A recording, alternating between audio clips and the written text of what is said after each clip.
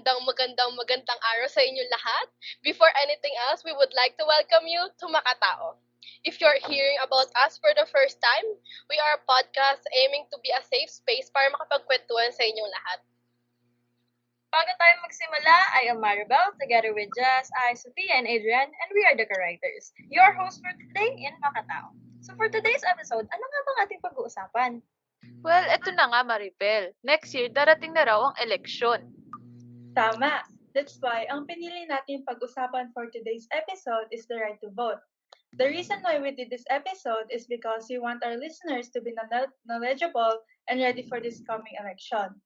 Pero bago tayo magsimula, let's ask our fellow writers first kung kamusta na ba kayo during this pandemic. Have you heard any news about this coming election?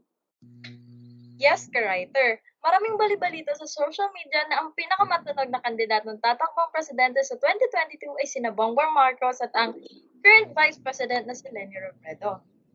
Agree ako dyan, matunog ang dalawang kandidatong yan. Kasi lagi ko sila nakikita sa social media. Alright, now that we have heard some of the latest news, how about we go to the past naman? Alam ko na lahat tayo alam yung right to vote. But do we really know kung saan siya nagsimula? Mga ka-writers ko dyan, alam niyo ba what is the history of our topic? If yes, that's good. Pero kung hindi, let's start with the past naman ng topic natin. So, voting. It is the most powerful non-tool we have in democratic society. That is why we must use it. Tama ka, writer. At ang human right to vote is included in 3 documents. Ang Universal Declaration of Human Rights o ang UDHR, ang International Covenant on Civil and Political Rights at ang 1987 Philippine Constitution. So, in simple terms, ang tatlong documents na yan ay pinamamahalaan ng ating bansa to guarantee universal rights, fair access to public services, and vote secrecy. Tama ka dyan, ka-writer. Ngunit baka nagtataka ang ating listeners kung paano nga ba nagsimula ang pagkakaroon ng karapatan nating bumoto. Ito nga, ka-writer. Ang Universal Declaration of Human Rights or UDHR ay isinagawa upang maprotektahan ang rights ng bawat tao sa mundo. It was the first time that countries agreed on universal protection for freedoms and rights para nabubuhay tayo mapayapa at pantay-pantay. UDHR was drafted in 1946 by a diverse group of countries and was adopted in 1948. And ang declaration na yan outlines 30 rights and freedom that no one may take away from us. Dito nakasaad sa Article 21 na everyone has the right to take part in the government of his country. Kaya, ibig sabihin lahat tayo may karapatang bumoto equally. Tama. Nakasaad din sa Institute for Political and Electoral Reform Citizen Voter Education Module ng Ombudsman na noong pre-colonial period, leaders were only selected for their ability to secure their tribe's survival. Dagdag dito, during the Spanish and American colonial period, a system of election was practiced in the Philippines. Although ito yung nakakalungkot dahil sa process na ito, limited lang yung voters talaga, which is yung male voters lang. Ayun, nasabi mo na male voters lang yung nakakaboto dati. So paano naman nagsimula yung sa women voters? Napakatagal ka, writer. Before women were allowed to vote, nakasaad sa 1935 Constitution na yung male Filipino citizens lang na age 21 or older ang allowed to vote. Kaya nga dapat nagpapasalamat tayo sa mga matatapang na lumaban, which is yung mga babae na lumaban sa karapatan na meron tayo ngayon. Iilan dito ay si Concepcion Felix de Calderon, siya ay feminist at human rights activist. Si Purificacion Villanueva Calao, ang first queen of Manila Carnival, and ang nag-iisang society na kanilang binuo na pinangalanan nilang Society of Advancement of Women. Tama ka dyan, ka-writer. Dahil it was only 1920 that Filipino women were active in political affairs. Noong 1933 naman, nabigyan ang kababaihan ng right to vote kaso pagkasimula ng Philippine Commonwealth, nawala rin. Pero syempre, magpapatalo ba tayo? Ayon sa Article 5 of 1935 Constitution, ang right of search to women will extend if more than 300,000 women with necessary qualification will be in favor of women's search rights. Noong September 17, 1937, si Manuel L. Quezon ay pinirmahan na ito upang maging law. Ngayon, 84 years na tayo na bigyan ng karapatan upang bumoto. Nakakatuwa naman balikan ang kasaysayan ng ating karapatan na bumoto. Pero hanggang doon na lamang ang ating kwento sa history of right to vote. Dahil mas may nakaka-excite pa raw na pag-uusapan. Kaya before diving into our next topic, let's take a quick break muna, ka-writers. We would like to acknowledge muna our sponsor for today's episode.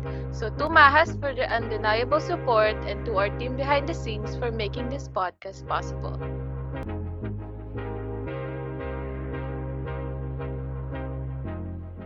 Okay, now that we're back again after a quick break, I cannot wait to tackle about this part of our podcast, which is defining the right to vote. Tama ka dyan, ka-writer. Nakaka-excite talaga tong part na to because we will explain this right and tell our listener what is the qualification and disqualification to vote. Okay, now that we introduced this part, let us dive in and start in defining right to vote. So, tanungin natin ang one of our writers to explain kung ano nga ba ito. Jess? Salamat ka, writer Adriane.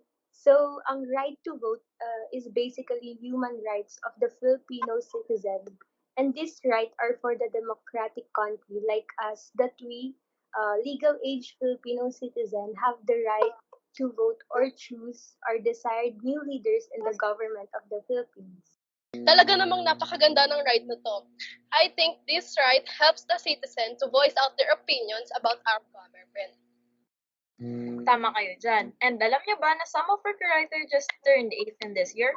That's why they are also asking what are the qualification and disqualifications to vote. And I know some of our listeners are also eager to know about it. And bakit hindi na natin i-jump yun or pag-usapan? Yes, in order to be qualified sa pag-vote, I will state 3 basic qualifications. Una sa lahat, a voter should have Filipino citizenship. Kailangan niya rin maging legal age, which is 18 years old. And lastly, they should be resident of the Philippines for at least 1 year. Tama ka dyan, writer Jess. And since may qualifications tayo, syempre may disqualifications din sa pag-vote. So the disqualification to vote is during and for 5 years after serving a sentence of imprisonment of 1 year or more, or have been convicted of any crime of disloyalty to the state or against the national security, if declared insane or incompetent by a competent authority, and if their Filipino citizenship has been removed in accordance with the Philippine law. Now that we stated 3 basic qualification and disqualification, I hope that our listeners took notes and we will ask you for a recap of this lesson. Kidding aside, I hope we taught something and explained this part very well. Alright, so doon naman tayo sa susunod na topic. See you in a bit, mga listeners.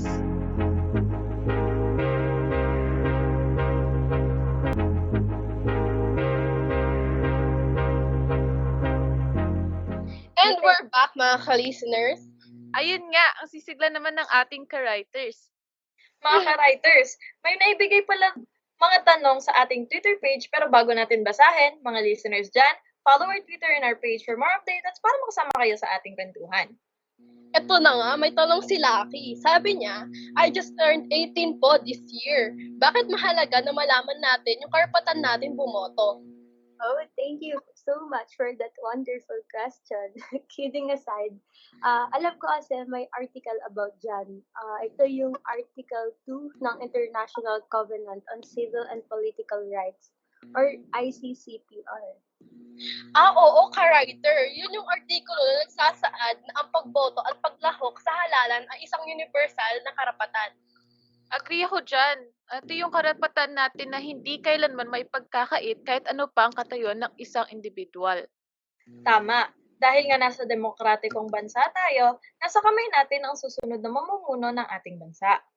At syempre, para sa pagbabago na inaasam ng lahat, kailangan din natin ng kooperasyon ng lahat.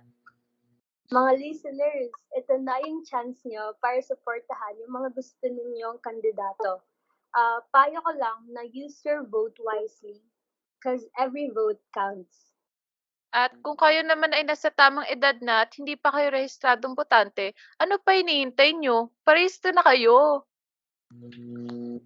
Mga ka-writers, dahil nasa usapin naman na tayo ng pagboboto, maraming usap-usapin ngayon na lumalaganap tungkol sa eleksyon. Ano-ano naman iyon? Ilan sa mga ito ay mga vote buying, negative buying, at bribery. Ano nga bang pagkakaiba ng vote buying at negative vote buying? So, ganito yun. Ayon kay Morgan at Barbie, ang vote buying ay ang pagbabayad sa mga botante upang iboto ang isang kandidato. At ang negative vote buying naman ay ang pagbabayad sa mga botante upang hindi naman bumoto. Ayun. So, yun ang pagkakaiba ng dalawang yon. Pero alam niyo ba mga ka-writers, sa aking obserbasyon, laganap talaga ang vote buying tuwing election. At sa aking palagay, lalo na itong pandemya at ibang mga tao ay walang work, mas lalago pa ito ngayong 2022. Tama ka dyan, ka-writer. Lalo na sa sitwasyon natin ngayon na maraming nawalan ng trabaho at sa pagtaas ng mga presyo ng bilihin, hindi talaga may iwasan na may sasamantala sa sitwasyong ito at maraming mamboboto na hindi makakatanggi dahil sa mga pangangailangan. Kaya mapapayo ko lang, kahit madaming vote buying na nagaganap, iboto pa rin natin ang mga kandidatong sa palagay natin ay karapat-dapat sa posisyon ng gobyerno. Yes. Ayan, so dumako naman tayo sa pang-issue tuwing election at ito ay ang political dynasty. Mga ka-writers, sang-ayon ba kayo sa political dynasty? Pero doon, nag-post tayo, di ba? And then, may nag-comment dito, pangalan niya ay si Monday. Sabi niya hindi raw siya sang-ayon sa political dynasty kasi sinasarili lang nila yung posisyon at mas nakakakuha lang sila ng power. Agree ba kayo dyan? Agree ako Agree, dyan. agree. Kasi yung gobyerno, hindi naman siya negosyo na pinapasa ng isang pamilya sa kanilang susunod na generation. Tama, ang gobyerno ay para sa lahat at ang ibang tao ay dapat bigyan ng pagkakataon kung saan sila ay mamumuno din sa kanilang komunidad. Tama yung political dynasty na yun, problema talaga yan. Kasi may nabasa tayo na parang, according ata kay Masigan, na yung preservation of power, it becomes the priority, even more important than social and economic development itself. Sabi niya rin na yung capabilities, values, and work ethic ay rarely na nag-i-improve from generation to generation. Yes, I agree with that one. Dahil nga doon, di ba? Because as the family relatives keep getting the position, yung habit nung una is nag stay at yung bagong ideas is na re-restrain dahil sa political dynasties. Na dapat yung mga policies or habits na nagawa nung una is dapat na-improve or na-fix para sa better ng country or ng barangay nila. Talagang may kanya-kanya tayong ideas sa mga issues na nasasabi. But as we stated some of our opinion, we are hoping that some of listeners will also utter their point of view related to these issues. Yes, our ka-listeners, remember that this podcast is a safe space to voice out your opinions when it comes to this topic. Alright, now that we are done stating the issues related to this, we will now come to the end of the episode. Pero teka, before ending this episode, may gusto lang ako tanungin. Mga listeners, isa ka ba sa mga nag-register for the upcoming election? Well, dahil according to an article from Rapidly De Leon, there is an estimated amount of 63 million Filipino registered voters. Na-surpass nito ang projection set by Commission on Election or COMELEC for May 9, 2022, which is 59 million voters. At dagdag dyan, may nabasa din tayo sa The Manila Times na sinulat ni Vic Tanggol. The gender difference is 6% in favor of women. Therefore, merong 24.3 million male and 25.7 million female ang registered voters ang available for the upcoming election. Kaya mga ka-listeners na registered na to vote, huwag niyong kakalimutan mag-vote dahil We have the right to vote for change. Lalo na ang total registered voters in the youth sector ay 31.41 million and ito ay from the ages 18 to 40. At syempre, huwag natin kakalimutan na bilangin yung mga overseas Filipino workers or OFW na registered voters din, having a total of 1.42 million. Kaya kahit nasa ang panig man kayo ng mundo, huwag niyong sasayangin ang pagkakataon upang bumoto. Tama ka, writer. And ito na nga, as we end this podcast, let us have a brief recap first of what we have discussed. Very well. So, napag-usapan natin ang kasaysayan ng ating right to vote, ang tatlong documents, ang pinamamahala ng ating bansa, ang Universal Declaration of Human Rights o UDHR, International Covenant on Civil and Political Rights, at ang 1987 Philippine Constitution. Matagal-tagal din nakuha ang voting rights ng mga kababaihan dahil ang mga lalaki lang ang may karapatang bumoto noon.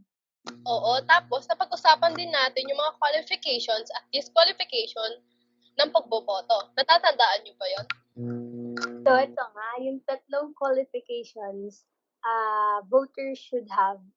Yung una is Filipino citizenship, should be of legal age, and last one is should be a resident of the Philippines for at least 1 year. Yan. At ang disqualifications naman ay during and for 5 years after serving a sentence of imprisonment for 1 year or more or have been convicted of any crime. At pangalawa, if declared insane or incompetent by a competent authority. And lastly, if their Filipino citizenship have been removed in accordance with Philippine law. Kaya tandaan ng mga yan, listeners. So, napag-usapan din kasi natin yung importance of the right to vote. Nabanggit lang kanina na ang pagboboto at paglalahok sa halalan ay isang universal na karapatan. Kaya mga listeners, vote wisely. Kasi marami mga issue na kumakalat na tuwing palapit ang eleksyon at iba-iba ang ating pananaw sa mga issue. Ngunit lagi natin dapat isipin ang kalagayan ng mamamayan at ng ating bansa. That's right, Maribel. At para sa mga listeners natin dyan ngayon, what information stayed with you?